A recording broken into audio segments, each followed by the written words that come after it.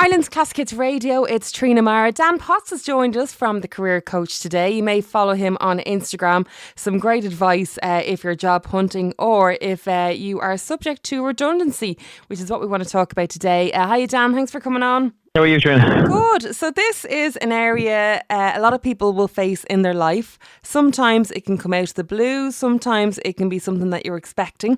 Obviously, there's a lot of voluntary redundancies as well. But nevertheless, it can still be a very, very traumatic time, daunting time. You feel like you're not employable.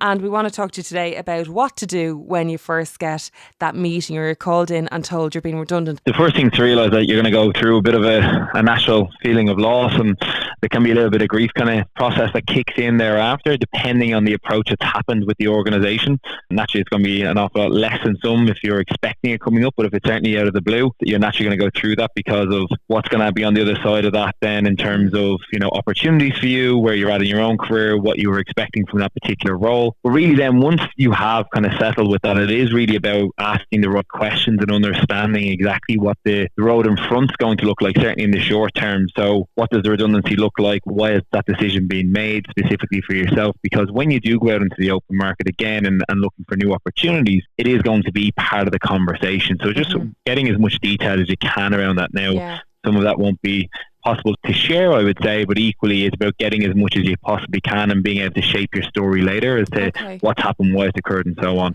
So there's no problem in saying that to your boss by saying, look, what was the criteria? Why was I chosen for the redundancy over Mary, who works on the desk beside me, or whatever? Yeah, exactly. I mean, not necessarily referencing the others, but understanding just for yourself specifically what was the rationale behind it. Why did they feel that was the case? It does help sometimes with understanding. It can hurt a little bit too, don't get me wrong, but at least if you can get a little bit of insight into it, and they're never going to share too much because they don't want to share it that they might have been biased in some respects or another, and everyone has biases, but it is about making sure that you understand some of the reason behind it. Once you've understood some of the reason, it does help, I suppose, internalize it a little bit more and figure out what's maybe happened, but also in terms of just being able to articulate yourself when you're asked the question of, you know, what happened in the business, why was the decision made, because it is going to come up at some point in the future when you're going for other interviews and other roles. Now, another thing that people think of straight away is, oh my God, how am I going to pay my bills? I've been working for this company for X amount of years. We're used to this income. What do I do next? So there's steps to take as well in regarding to your finances. Absolutely. And it is, I'm used to a steady income. What does that look like? The benefit in most cases is certainly now the redundancy programs most companies will put in place will offer quite significant security for a certain period of time anyway. A lot of people will be aware, certainly in bigger companies, that redundancy programs are in place, what they would look like, how that might look. You can, of course, push back on certain negotiation factors as well. All of your employee rights are still applicable. You do have a bit of leverage there. It's not a case of just having to accept it. It is a case where you can push back on things and see what else is obviously on offer. So understanding, number one, is the financial aspect of it. How has it been calculated? Why is it being calculated in that way? What options are available to you, and that's seeking independent advice outside of that. Then also looking at the benefit structure around it. So has your unpaid holidays been factored in? Has your additional benefits been incorporated? Are you being given any provisions in terms of upskilling, reskilling, or being able to transition to the open market in a much more effective way? Because depending on when you were made redundant, it might be a case that you haven't interviewed in a number of years and now will need significant support to, one, create a CV, two, to be able to go and actually conduct an interview. So what supports are also available there? Because we are seeing it more and more with businesses in general, that they are putting these style programs in, and we would speak with them on a regular basis about how to do it effectively. So they almost have a duty of care, not just to show you the door, but to make sure that, you know, you have a good chance of getting another job. So it might be sending you on a course where you can retrain or upskill, or supporting you, really. Yeah, exactly. And I think people want to give others a soft landing in these scenarios, because obviously it's better for them in terms of their employer brand later on, because that is something that people do factor in now when they're going looking for new jobs, as to how they would manage those processes. They happen. It's a more regular thing now. You know, jobs for life is very, very rare, if at all, in some respects. So looking at when these sort of scenarios occur, how do they manage it? Because that is part of the decision-making process. Certainly as we see younger generations coming through into the workforce, that is part of their thinking of, well, these things we know happen because of what we're seeing over the last 15, 20 years, and we're seeing them to accelerate more and more. How do they treat people ultimately? So it's a very big factor that businesses are now really taking seriously. And we're going to see, I suppose, an awful lot of these redundancy programs happen more and more because of the adoption of AI, because of what's happening in the market. So it's going to be a very big topic as we roll forward. Yeah, and Dan, nobody likes to be the bearer of that news. Like, I always feel sorry for the person who's telling somebody we're making you redundant. They must go home and just feel crap. And unfortunately, it's something that just has to be, somebody has to tell them. Yeah, and it is definitely a tough scenario. I've seen it in all scenarios myself personally. I've experienced being on both sides. Both sides, exactly. So I've seen the challenging side of it, all that sort of stuff. So it's never a nice scenario in general. The benefit, like I say, is that in some respects, it's giving people an opportunity to really thrive in a different field and move up the value chain. In others, it can be a very challenging task. I was actually in a scenario where a company decided to pull out of Ireland. They'd ran into some financial difficulty and let people know on one day that they were, leaving. And unfortunately, did you all have to go that day? Yeah, that day. Yeah. Oh wow. And if they can't afford to pay the outstanding debts they already have and everything else, there is no redundancy package applicable, because the first thing to get paid is other businesses or the state, of course, for taxes and so on. There is still state supports that are in place because obviously you've been paying taxes, the company's been paying taxes and so on. So you do get some form of redundancy from the state as well. It's much less depending on the time you've been with the business and what that might look like. And then, of course, it is possible to get social welfare as well, but that would be means tested. But it can happen. So that's what I mean by the very challenging side, I suppose, of redundancy. It can be a more challenging where you're told one day you don't have a job, and then equally there's no actual support in place to manage the next kind of couple of months when you've got responsibilities. It's much rarer now. We're seeing an awful lot more structure put in place around that because of what we've probably experienced over the last 10 to 15 years in Ireland. So say, for example, unlike the job that you're in, Dan, say, for example, they say we're making you redundant, so here's your month's notice. Would you encourage people to work out that month, or they could be given the option, or you could leave today? Would you say leave on the day that you're told, or would you work out the month because you're going to be paid either way? And would you spend that time working on getting a new job, or would you tend to stay, or what would you encourage people to do? I mean, for me, and certainly what I'd be advising businesses on, is that they have to pay out the notice period, whatever that may be. I would always encourage them to say they're more than welcome to stay to close things out. At the same time, we understand the news, so they can take time to reflect and then obviously go on leave during that period. This will be paid for as normal, and for the individual to be able to take that time, one, to go through the stage they need to internally to figure out what they're going to do, two, look at the road ahead and what steps they can take, and three, obviously, to be really looking for that role. So better to take as much time as you can in between each role, because there is that negative aspect to it. Of course, there's always going to be a knock to your confidence. There's always going to be a bit of a feeling of loss. And then equally, there's going to be that imposter syndrome that kicks in. Yes, I might have been adding value in that business, and it's nothing to do with me specifically. It's to do with what's happening in the business at the time. But how do I add value to another business? And that is a bit of a road to travel at times. It can happen much quicker than, it's not months or anything else, but you do have to realise that there is a bit of a process there. So taking as much time to figure that out is always important. And I do feel that when these things happen, I've seen so many people thrive because of it, because the kind of shackles are off them a little bit. They've nothing to lose, so they really go after things and find really where they were meant to be in the first place, but didn't have the opportunity before they stepped into the previous role, or they had responsibilities and weren't able to take that step because of the fear of the unknown. Whereas now there is none of that. Those potential pitfalls are all removed, and now they can really go and grab the opportunity that they really want to have moving forward. Kind of take a risk that you might not have normally taken. Yeah, I guess as Exactly. Well, when you talk about whether to work out that month's notice or whether to go on that particular day, that all also depends on if you're working in an industry where a load of your colleagues are all being made redundant on the same day.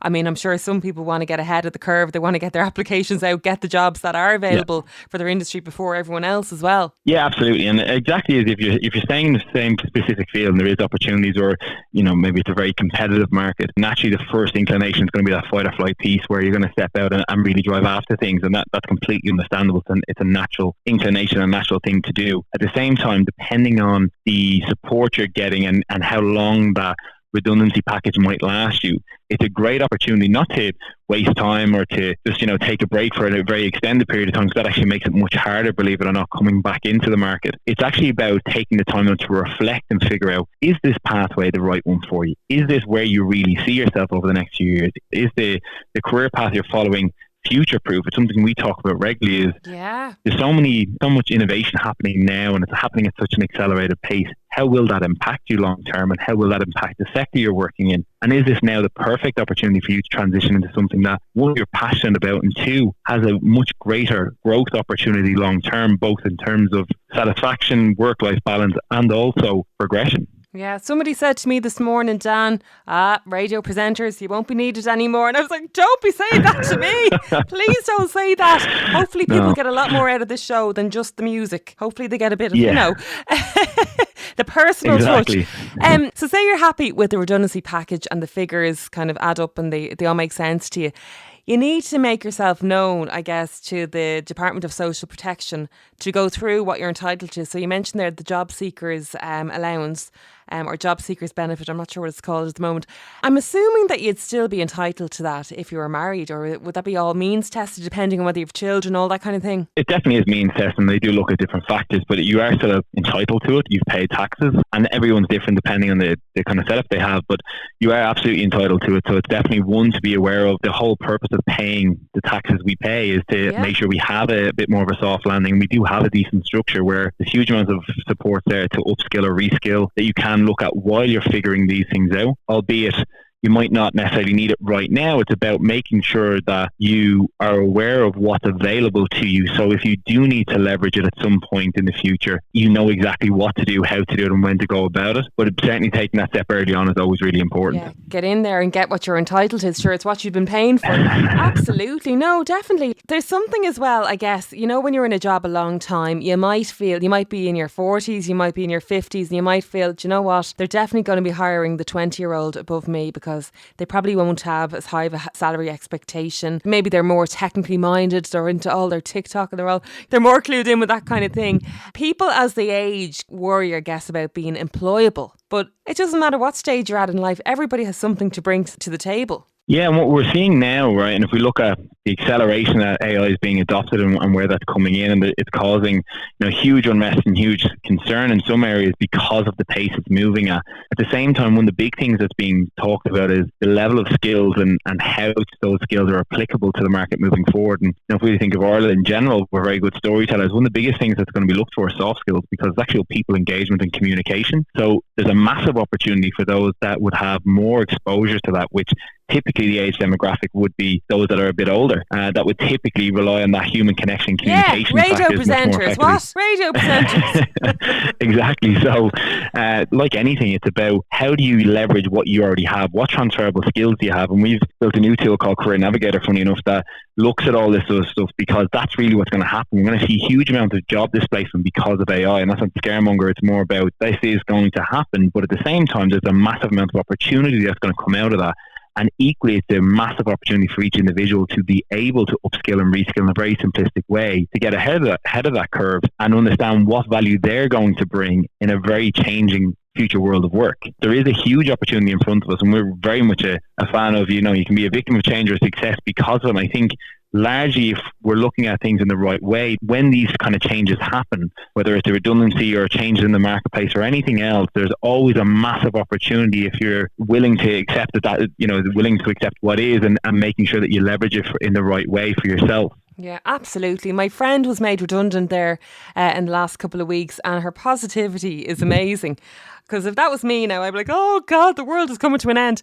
But she is absolutely looking at this as being an opportunity, like you said, to start to look at new things, maybe look at things that she really wanted to do all along and couldn't because of, financial pressures and paying mortgages, all that kind of thing. And going for something a bit different. No, it's brilliant. So Dan, if anybody wants to get help, say if they just have been made redundant and they're looking to maybe get their CV, another eye looking over their CV or skills in interviewing, or maybe it's a long time since they've done something like that, you're there to help. Yeah, exactly. So that's exactly what we do. So we work with individuals taking that first step in their career. If they're first coming out into the market and struggling to get that first step, we're working with people that are taking that next step, trying to move into management or moving to a different role than what they're in right now. If they found themselves out of roles in a surprising way or anything else, or those individuals like we were just talking about now in that redundancy scenario, or just those that have got to a certain point in their career where they feel that this particular field is no longer longer for them, or they see the writing on the wall where actually a lot of the tasks they do daily is going to be automated, and they want to move into a different field where they're going to get more value for their own time and, I suppose, job satisfaction. So we would always say that's a new step. So we would work with each individual, and then where each individual wants to just look at how they tailor pieces in a very different way, we also have our AI tool, Career Navigator. So we help across multiple different areas. Because I do have a friend, right, and she was doing up her CV, and from the first look at her CV, she was like, oh, I have no skills. Look at that. I just have no skills.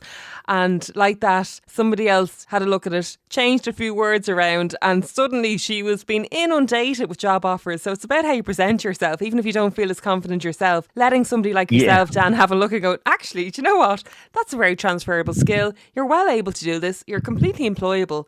And we'll get you there. Absolutely, and it is very much that. A lot of people can't see the wood through the trees when they're first looking at things, and they feel a CV is simply, a documentation of all of your experience so far, when really it's not. It's a sales document. It's about how you present your unique skill set, what you bring to the table that nobody else can bring. You might have the same education or experience level, but it's actually how you brought value previously and how you'd be actually able to deliver value in a new role. And that's very different for every single person. That's exactly what we do within each individual, seeing their unique skill set, seeing their unique ability to deliver value for a business and build a worthwhile career for themselves. It's very difficult to achieve that on your own. So if you are running into that kind of brick wall at times, and we're firm believers in, if you can do this yourself, brilliant. But if you need additional support and want that extra eye or have that person in your corner, that's exactly what we do. That's where we specialise. Do you know what it is? We're not American, so we're not used to boasting about our achievements.